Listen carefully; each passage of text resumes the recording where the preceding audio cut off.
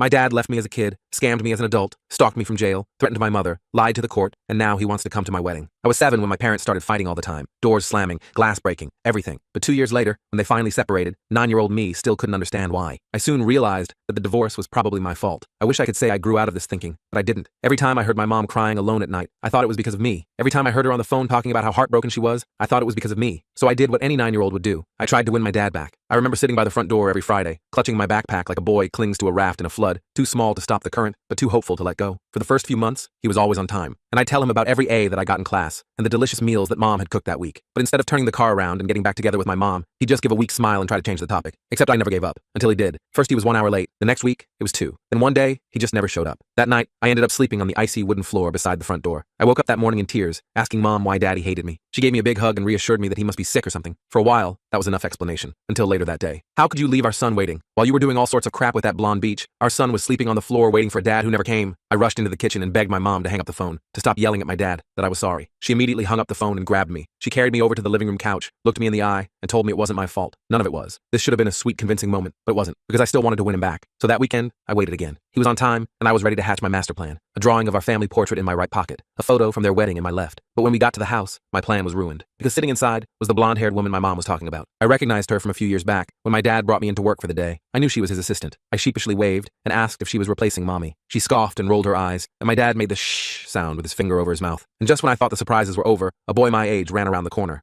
Hi.